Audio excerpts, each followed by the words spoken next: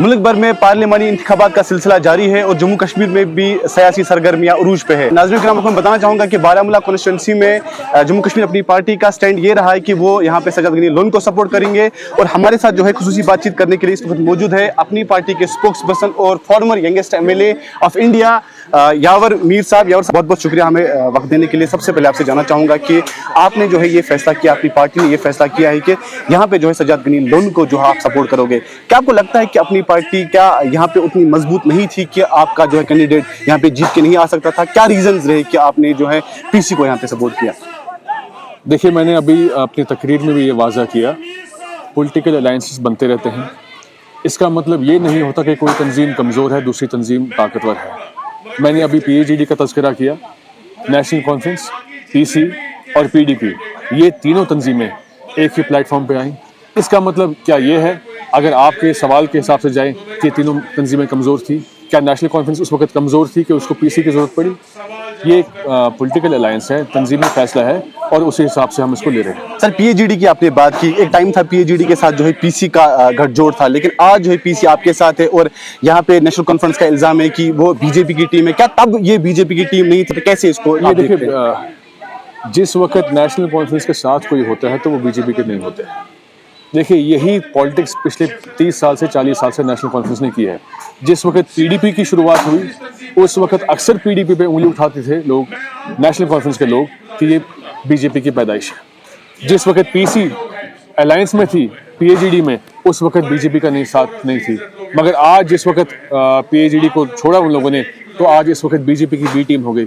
शिवसेना इस वक्त national conference के अलायंस में है, तो शिवसेना पे तो कोई उंगली नहीं उठा रहा है, नेशनल कॉन्फ्रेंस पे कोई उंगली नहीं उठा रहा है। आम आदमी पार्टी जो इस वक्त नेशनल कॉन्फ्रेंस के साथ इंडिया अलायंस में है, जिसने राज्यसभा में 370 आर्टिकल डी ऑपरेशनलाइज करने के लिए वोट डाला, आज आम आदमी पार्टी भी नेशनल कॉन्फ्रेंस के साथ है।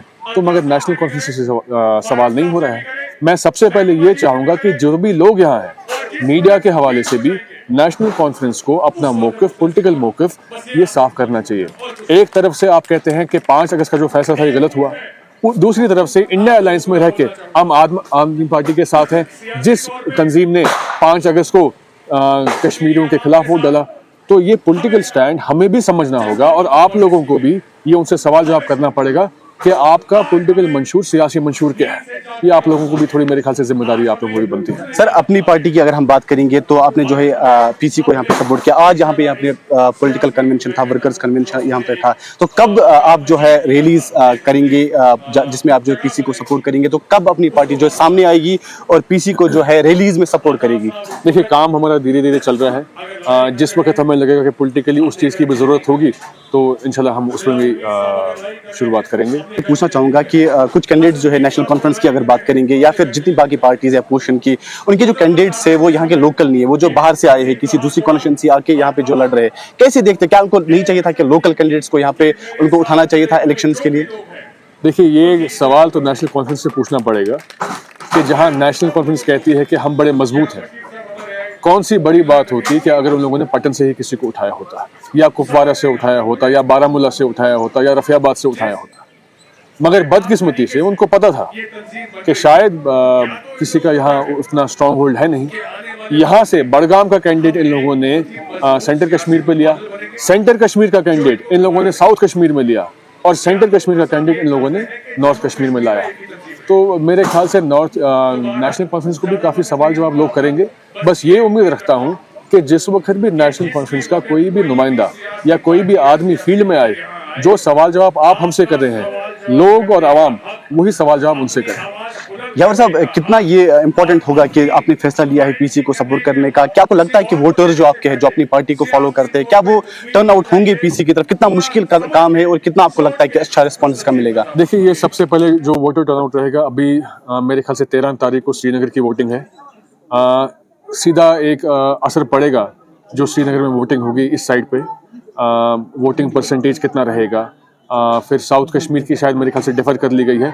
तो वोटिंग परसेंटेज पे काफ़ी चीज़ें डिपेंड करेगी कि श्रीनगर में कितनी वोटिंग परसेंटेज होगी, उसके बाद वोटिंग परसेंटेज तय करेगी। मेरे ख्याल से अभी it is too soon to say anything कि आगे क्या कहेगा। लास्ट में सर यावर साहब आपसे पूछना चाहूंगा कि आपको लगता है कि नौजवान जो इस इलेक्शन के लिए तैयार है, सामने आ रहे हैं, और आपको लगता है कि काफी लोग जो है परसेंटेज लोगों का वोटिंग में हिस्सा लेगा? देखिए, जो भी जलसे जुलूस हम देख रहे हैं तो नौजवान बढ़ चढ़ के हिस्सा ले रहे हैं, मगर मैं यही चाहूँगा कि नौजवान जो इस वक्त है हमारा, वो किसी भी ऐसे नारों में फंसे ना, वो कोई भी ऐसा कदम ना उठाए जिसकी वजह से उसे वापस मेरे ख्याल से पॉलिटिकली या सियासी तौर पे एक और धचका सहना पड़े। मैं नौजवान से यही गुजारिश करूँगा, उसी आदमी के साथ आ चलें जो आपकी पॉलिटिकली नुमाइंदगी पार्लियामेंट में कर पाए। मैं यही इनसे गुजारिश करना चाहूँगा। तो खुदा के फल से हमारे जो कैंडिडेट वहाँ से हैं, अशरफ मीर साहब, उनका कैंपेन बहुत अच्छा चल रहा है। अशरफ मीर साहब इन्होंने एक बार पहले भी उमर साहब को, जो आपके नेशनल कॉन्फ्रेंस के नायब सदर हैं, उनको पहले भी एक बार सोनवार से हराया है। और शायद अगर बीरवा उस वक्त अब पता नहीं वहाँ क्या हुआ था, बीरवा शायद 600 या 700 वोट से मेरे ख्याल से यही फासला रहा। अगर वो नहीं रहता तो शायद असेंबली सेगमेंट तो मेरे ख्याल से उमर साहब को जीत नहीं पाते। तो अब ये है, अब वहाँ श्रीनगर छोड़ के नॉर्थ कश्मीर आए हैं, अब देखते हैं क्या रहेगा इधर। मगर सेंटर कश्मीर का हमें इंशाल्लाह खुदा के फल से पूरा भरोसा और यकीन है कि हमारे जो वहाँ नुमाइंदे हैं बहुत मजबूत और बहुत स्ट्रॉन्ग हैं, ये तारुफ के मोहताज नहीं हैं, और ये उम्मीद रखते हैं कि जिस वक्त श्रीनगर सीट का ऐलान होगा वो हमारे हक में होगा। साउथ कश्मीर के लिए तो अभी डेफर किया है, ज़फ़र मनाज़ साहब हमारे वहाँ से कैंडिडेट हैं, और ये एक चीज़ है कि सियासत छोड़ के भी उनका बहुत ही बड़ा एक कंट्रीब्यूशन रहा है। पहाड़ी गुज्जर तबका जो आपका है उधर, खासकर कश्मीरी स्पीकिंग जो एरिया है, तीनों तबकों में काफ़ी मारूफ हैं। और मैं समझता हूं कि जो साउथ कश्मीर का भी जो मेरे ख्याल से इलेक्शन होगा, जिस तरीके से इस वक्त लोग जुड़ रहे हैं हमारी तंजीम के साथ, मैं समझता हूं इंशाल्लाह ताला वो सीट पे भी हम इंशाल्लाह बहुत दावेदारी रखते हैं।